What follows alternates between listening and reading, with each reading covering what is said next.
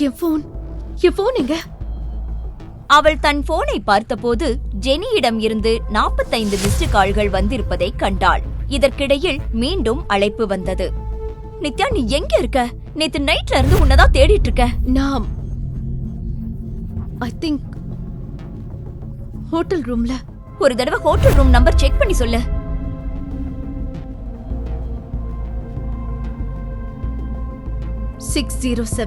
Room number 607 என்பதை கேட்டதும் Jenny பெருமூச்சுடன் நிம்மதியடைந்தாள்.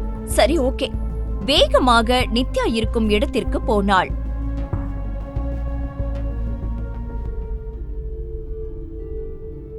இது நீ எப்படி இந்த நிலைக்கு வந்த? உனக்கு என்ன ஆச்சு?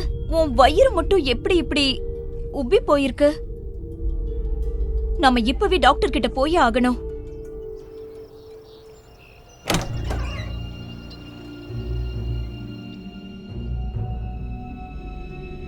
ரிப்போர்ட் வந்துருச்சு.